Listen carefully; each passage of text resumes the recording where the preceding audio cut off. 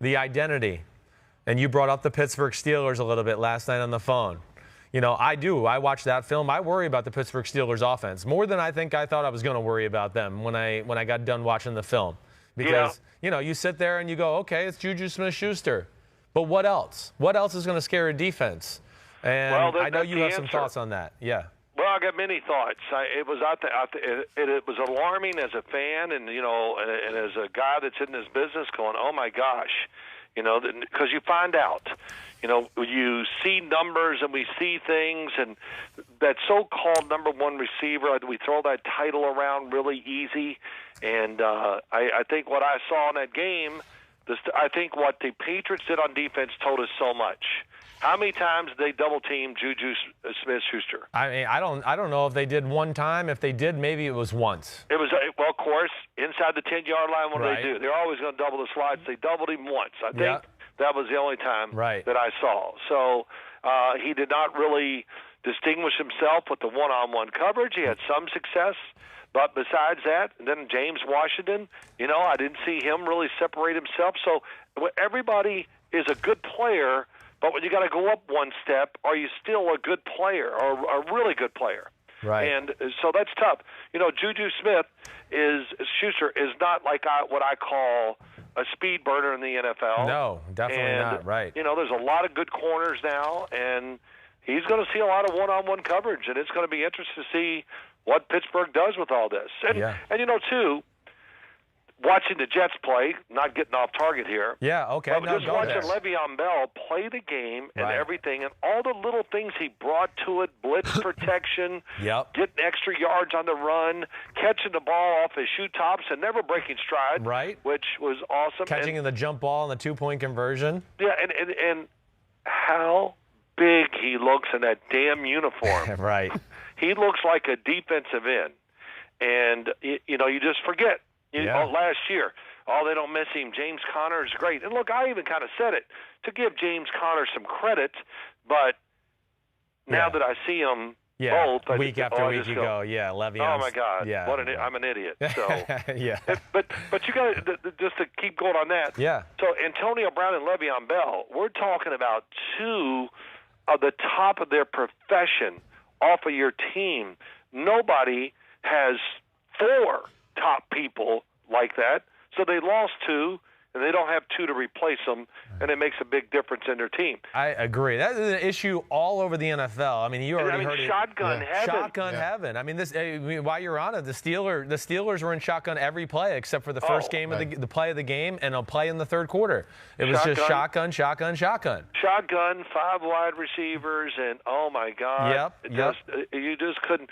And the Patriots, there's so many shots in the game. I kind of did this yesterday. They're spread out, and everybody's got their hands up, and you can tell they're all looking at each other. We got who. Yeah. And you know, it's amazing their communication and knowledge of what they do, and they were all over everything. Yeah. And it was again, not going to go too crazy, but there's no question the Patriots defense, Paul, just seeing your eyes, did it tell you that it was faster on TV? Yeah. Right. And even their offense looks faster. Yeah, they got talent on their team right now. That's what's scary about the Patriots. We always know the scheme is good, but now they have talent along with their scheme, and that's when they go to Super Bowls 4 out of 5 years in a row and all that kind of crap. Right. I said this too, and it's very hard to do. I just said it to somebody. They're going to do the game this weekend down in with the Pats. I said I think at one time during training camp they had 24 defensive backs on the roster in training camp. Right. Yeah. So they built their defense from the secondary to the front. Right. Where everybody else is going, we got to get a pass rusher. Yeah. And, you know, how many they surround the quarterback and slowly suffocate him, and their coverage, you know, they got so many guys that can cover and so many smart defensive players that have been in the system for so long. I mean, how long is Patrick Chung, Deron Harmon, and Devin McCourty going to play? Right. Are they going to do the Brady Belichick thing? They all go out together? Yeah, I mean, it is. It's unreal. Yeah. And they're still, in fact, I think they're all getting better.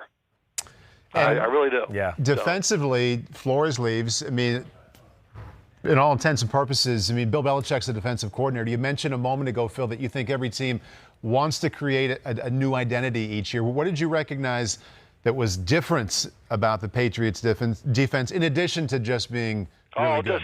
Just more, even more creative. In other words, no more just moving people more, and you can do that with speed because in case you mistake, you can recover. Some of the blitzing I thought was really clever. You know, they blitzed one time in a little bunch formation that Pittsburgh was going to get them on, trick them, and they blitzed it. And the backside guy, you know, all of a sudden it was Hightower.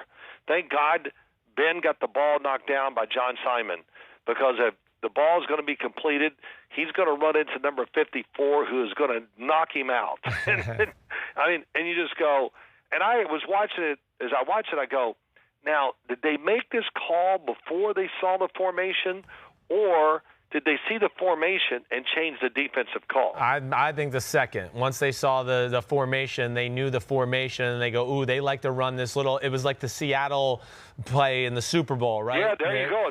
That's it's a the good same idea, thing, yep. right? It's the same type of play. So they know, okay, we're 2-on-2 versus their two receivers, and we're screwed if they run that little pick play where the outside guy runs the slant route. So they tell the outside linebacker or defense end to drop out.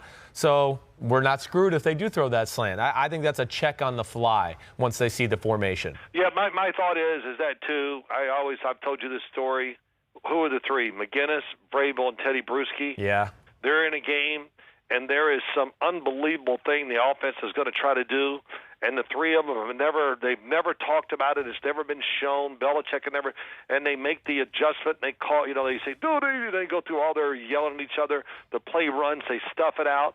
And they came to the sideline, and, they expect to Bill Belichick, hey, great job, guys, and all that. He just goes, out of the way, or, all right, that's what you're supposed to do. Get out. That's it. Right, Nothing. right. No, way to do it on the fly. Hey, this is what we taught you to be.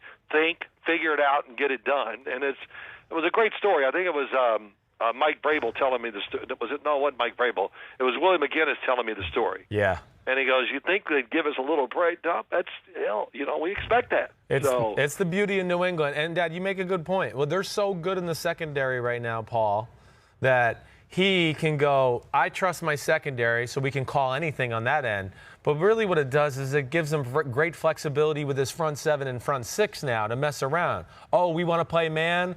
Oh, I could have these two guys drop out and stop crossers, and then I can run stunts with the other guys as they pass rush. Or we send all of them because I can just trust my guys in coverage. I mean, it gives them great flexibility to be versatile up front because the secondary is so awesome in the back end. I think that's one of the special things about them.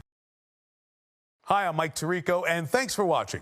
Make sure to hit subscribe for the latest news and highlights from NBC Sports.